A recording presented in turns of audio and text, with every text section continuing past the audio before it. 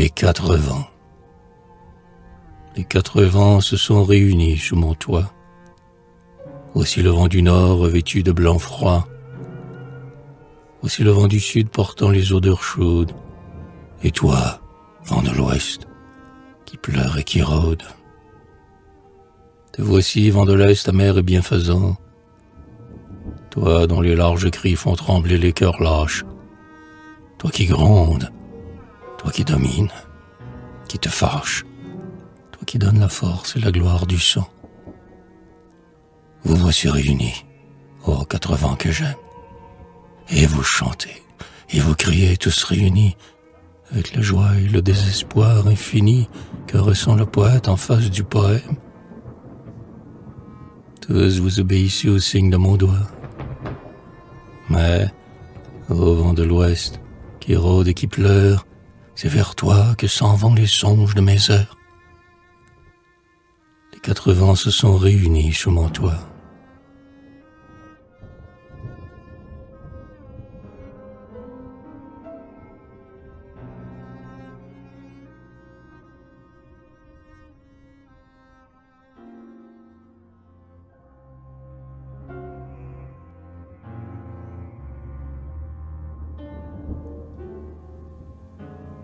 Le rire des vents.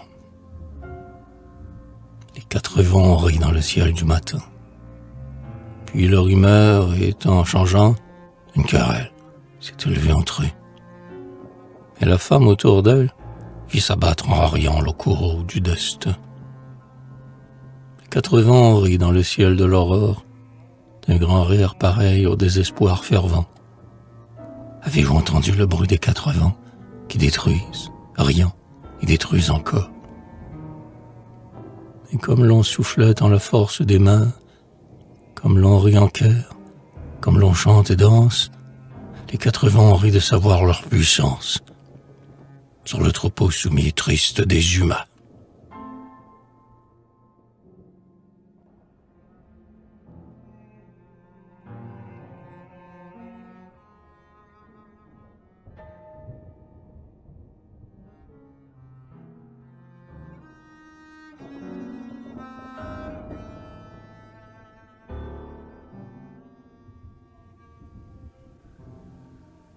Les dieux lards s'irritent. Mon cœur n'est rassuré qu'à demi.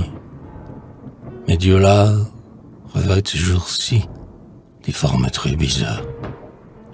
Le regard est comme un poignard mal émoussé. Et je tremble, craignant leur aspect courroucé. C'est toi qui me maudis, c'est toi qui me donnes. Et cependant, je vous servis bien. Oh, les mânes.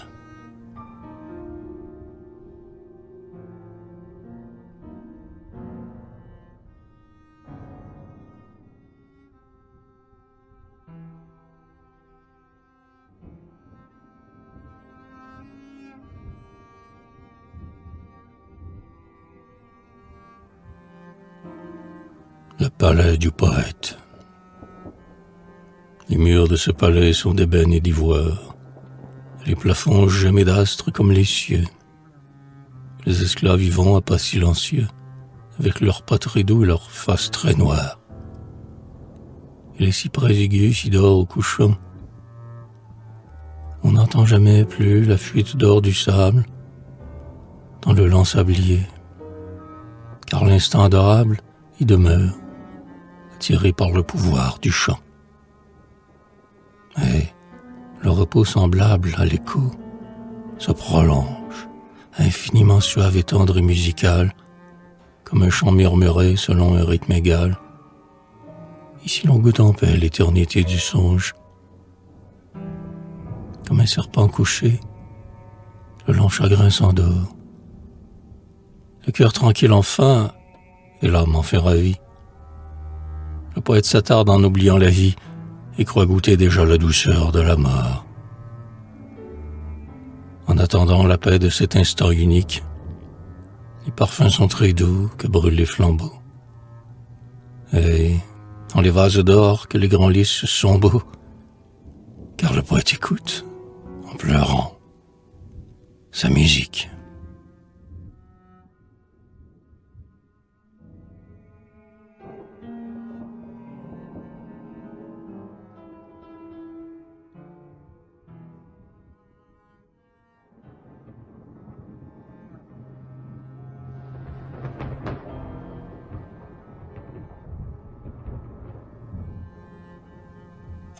une chapelle.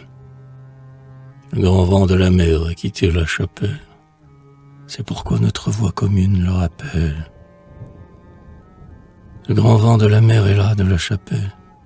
Il l'a détruit tout en se lamentant sur elle, car il subit la loi de sa rude nature, en la reconnaissant si terrible et si dure. Et voici ce que fut la chapelle où l'on prie, celle où pieusement célèbre Marie.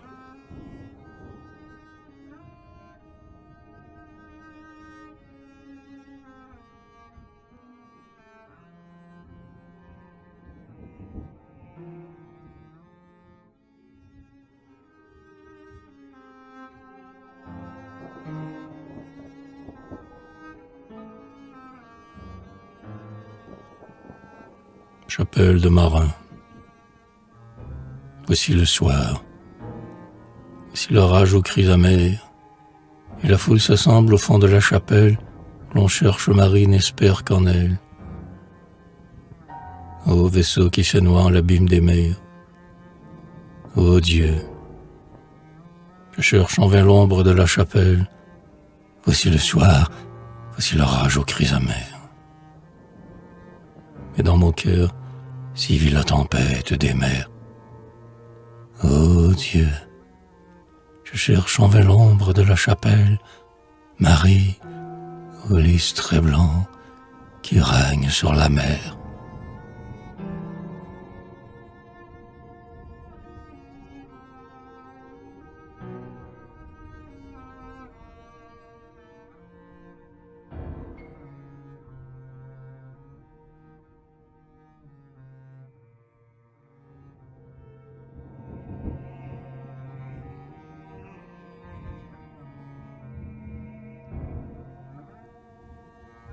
Essor d'une mouette.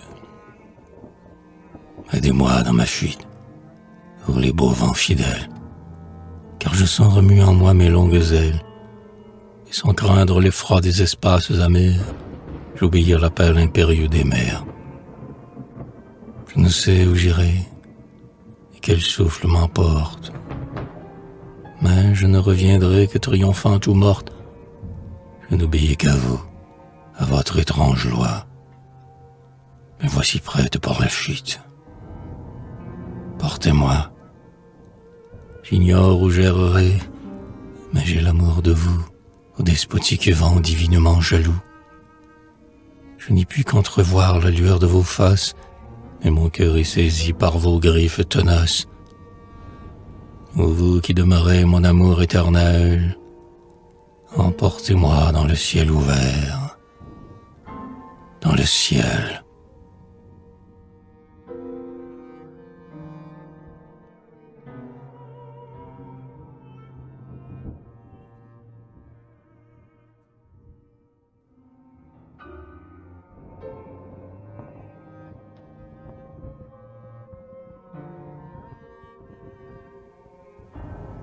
Ô mouette, je vous envie autant que je vous aime, oiseau qui traversez sans moi tout l'infini des eaux, ô qui passez battant tout l'infini des ailes.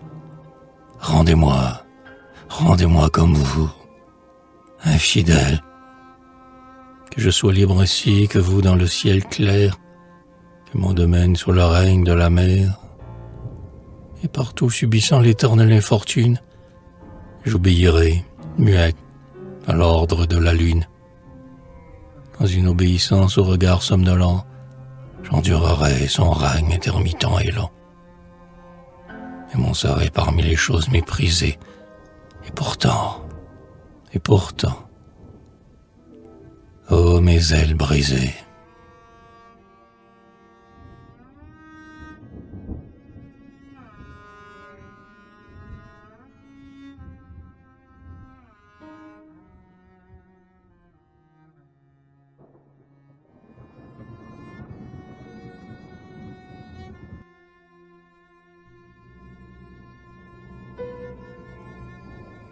la mauvaise auberge.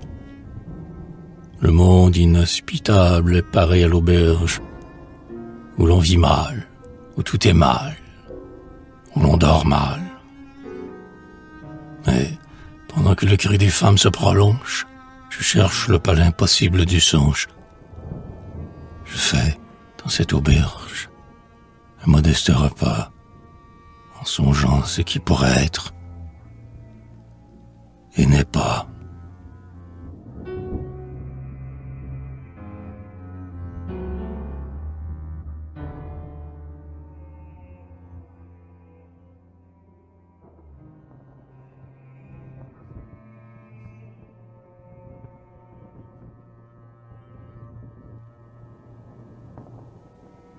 Péché d'orgueil, le mensonge de ses gloires immédiates, air qui monte l'encens de vaines aromates.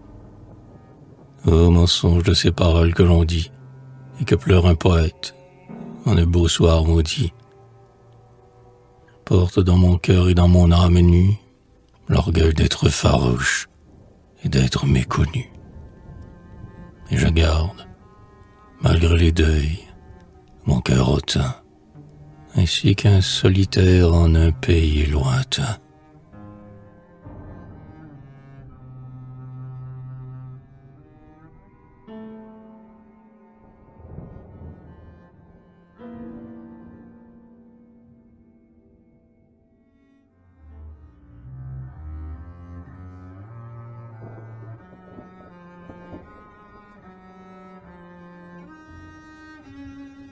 Venue du jour, le jour se glisse tel qu'un mauvais animal à travers mes vitraux pour surprendre mon mal. Le jour se glisse ainsi qu'un serpent s'insinue dans mes regards. Il entre et voit mon âme nue. Il voit la vérité de mon trop grand amour. Ô jour maudit parmi tous les jours, mauvais jour, maudit sois-tu jusqu'à la limite lointaine des temps, toi qui surpris ma colère et ma haine. Maudit, toi qui sus voir de tes yeux clairs, au jour, l'affreuse immensité de mon terrible amour.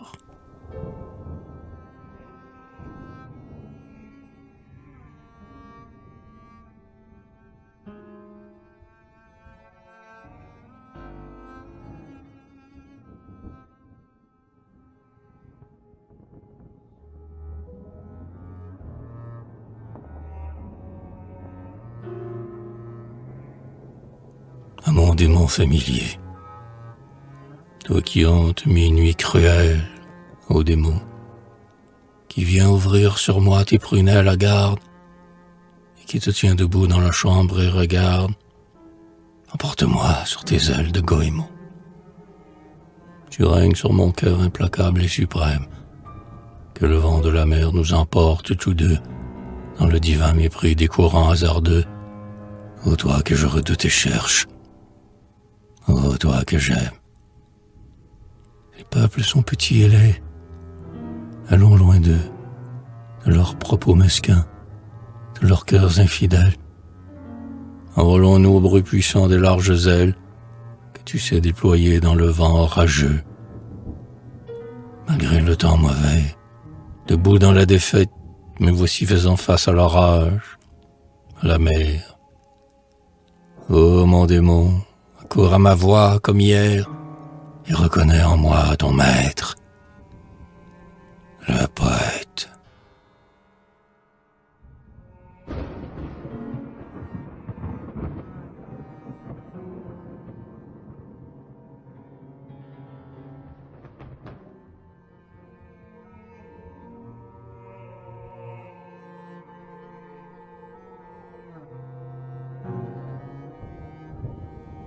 Aube, voici le matin clair. Mon âme ouvre les yeux. De ses nocturnes yeux ouverts, elle regarde, avec une stupeur tragiquement hagarde, redoutant la lumière évidente des cieux. C'est l'heure que je crains, celle où s'ouvrent les yeux.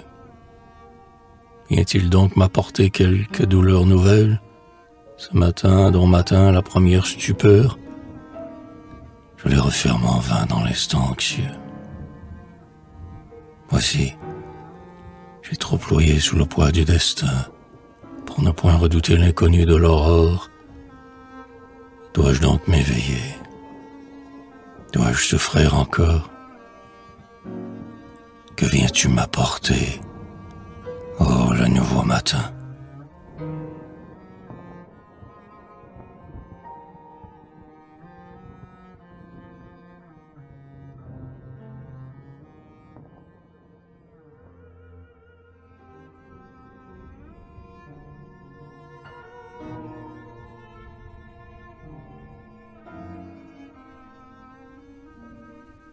Le dernier Dieu. Cruel, impérieux, malveillant et funeste, seul, entre les dieux morts, il ressurgit et reste, ce dernier Dieu, ce Dieu 3 fois maudit. L'amour. Pourquoi se tarde-t-il en ce nouveau séjour? Et n'a-t-il point suivi les divinités mortes qu'on vénérait jadis, belles, grandes et fortes? Pourquoi ne suivit-il vers l'ombre de l'oubli Aphrodite impuissante et Zeus au front pâli? Pourquoi ce dernier Dieu survit-il sur la terre? Son visage entrevu dans l'ombre est un mystère. Dans cette ombre du temple où brûle un feu latent, autour de lui la foule implore, prie, attend.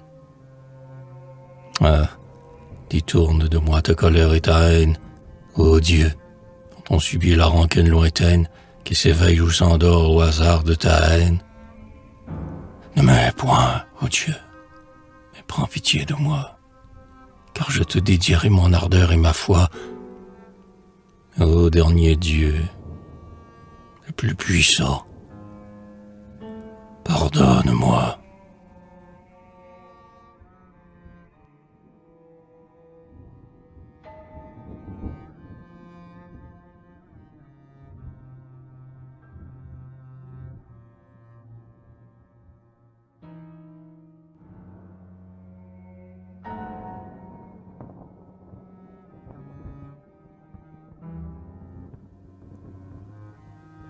Domination du poème. J'ai subi tout mon sort. L'impérieux poème me domine à l'égal de la femme qu'on aime. Amèrement jaloux, despotique et méchant, aussi que vient régner sur mon âme le chant. Servilement je sers l'impérieux poème, 1000 fois plus aimé que la femme qu'on aime.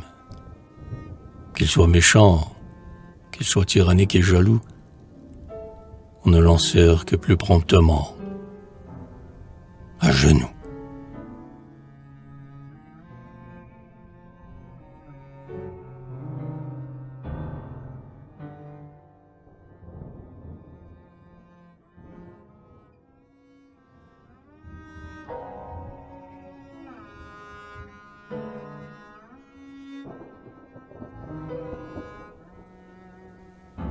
Orgueil de poète. Je voile avec dédain le trésor qui me reste. Mon orgueil de poète est en moi comme un mâle, tenace, suraigu, dominant, animal. Car l'orgueil du poète est terrible et funeste. Quand la foule amassait la farine et le mil, mon orgueil m'enjoignit de m'astreindre et me taire, inexorable autant que le lointain tonnerre, et l'orgueil de celui qui chante dans l'exil. Qu'ailleurs l'aube de gloire irradie rougeoie, que m'importe le vent qui disperse mes vers dans les replis obscurs de l'obscur univers, puisque je n'ai chanté que pour ma seule joie.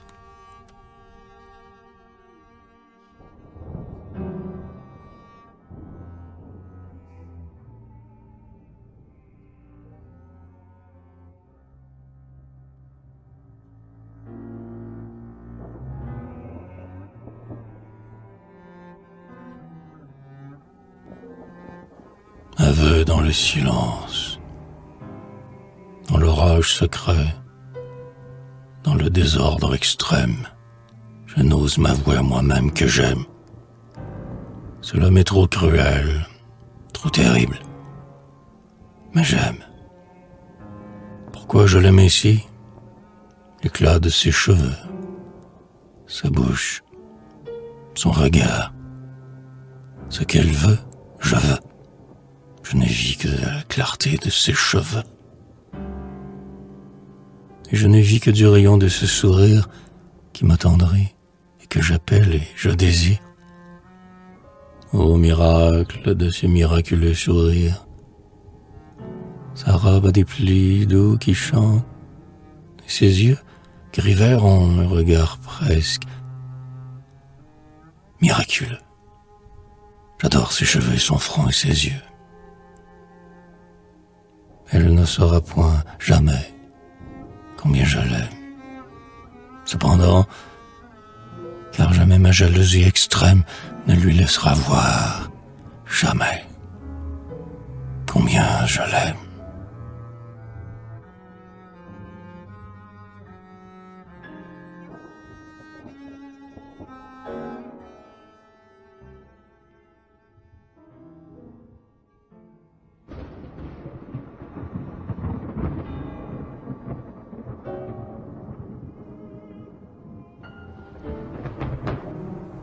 Défaite, dans un silence obscur, j'apprends la patience.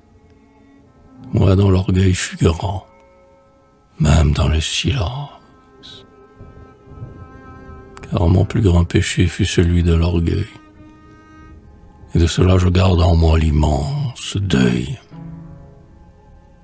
Malgré tous mes efforts, la défaite est certaine. Et ta grande douceur, ô mon ami, est vaine, puisqu'elle n'a point su m'épargner un des pleurs que j'ai versés, mais le couchant est plein de fleurs.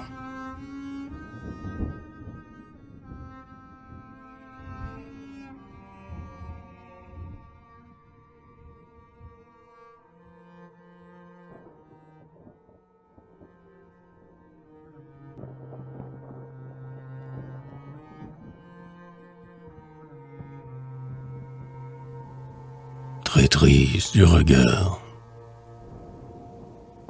Ton regard embusqué sous tes paupières sombres guette. Ton faux regard est là, traîtreusement. Il épie en secret le passage des ombres dans mes yeux. Il me guette inexorablement. J'ai peur de ce regard sournois. Ô perfidie de ton regard profond et brun, de ton regard. Je te vois maintenant différente, étourdie, oublieuse. Mais je t'aime. Il est trop tard. Trop tard.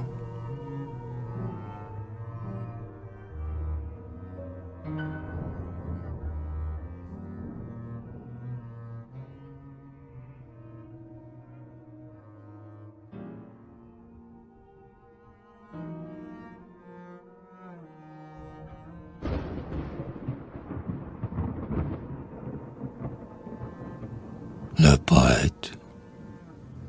Il porte obscurément la pourpre du poète, se passant qu'en rencontre au détour du chemin, vers lequel nul ne tend sa secourable main, et qui lève vers l'aube un front large d'ascète. Mais sous le grand manteau percé de 1000 trous, si vieux qu'il est pareil aux innombrables toiles que l'araignée a su tramer sous les étoiles, s'ouvrent ses yeux divins, prophétiques et fous. Cet inconnu, c'est le poète en son passage, et le vent du chemin lui dicte, ainsi qu'un dieu dicte un ordre divin, son chant impérieux. Mais hélas, nul n'entend le merveilleux message. Toi, dont le vent clément rafraîchit le front nu, tu n'oses même pas solliciter l'aumône. Mais les siècles futurs te verront sur un trône, couronné de rayons, au divin inconnu.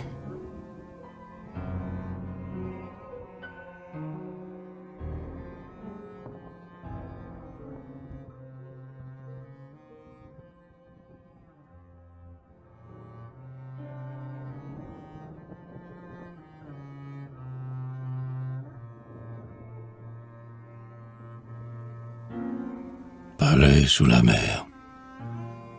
Puisque tu sus surprendre enfin mon cœur amer, je te découvrirai mon palais sous la mer. Tu verras, comme on voit en des visions rares, les étranges corails, les éponges bizarres. Je te découvrirai mes jardins, loin des vents, où chaque fleur respire, où les fruits sont vivants. Puis tu verras les beaux poissons dont l'aile vole, aussi légèrement que se dit la parole. Tu verras le soir glauque et fuyant sous les eaux, et nous regarderons ainsi que des oiseaux passer la moitié ivre et des voiles sereines, et parfois chanteront, pour nous deux, les sirènes.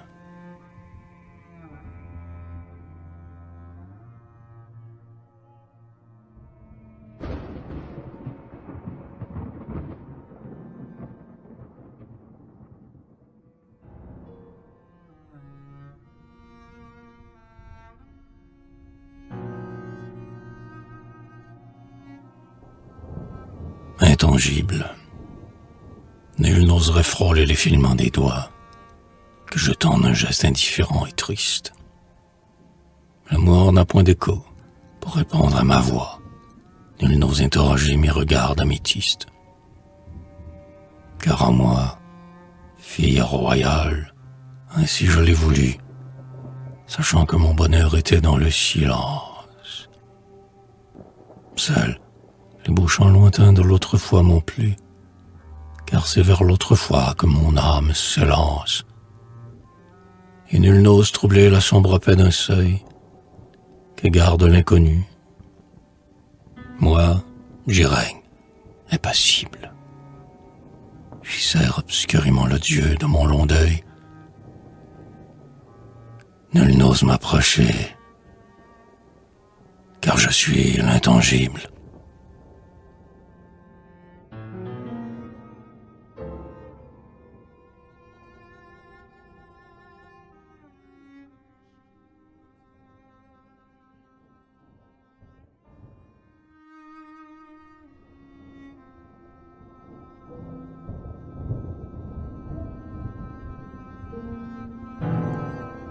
Voile impatient. La voile est lente et lourde à tarder en ce port. Elle qui sut braver les plus fortes tempêtes et qui connaît leurs cris et leurs plaintes secrètes. Pour elle, le repos est pareil à la mort. La voile est lente et lourde à tarder en ce port. Oh, le charmant péril du magnifique orage, de son retentissant tonnerre, de l'éclair qui déchire la nuit en un rayon trop clair, défiant la folie ou l'effort du courage. Ô vieux marin, veillez, le temps est à l'orage. Mais la voile s'agite au fond morne du port. Elle appelle le vent des plus larges tempêtes, car les mâts sont hissés, toutes ses sœurs sont prêtes. Nul ne craint le vent qui menace la mort, mais la voile pourrit dans la vase du port.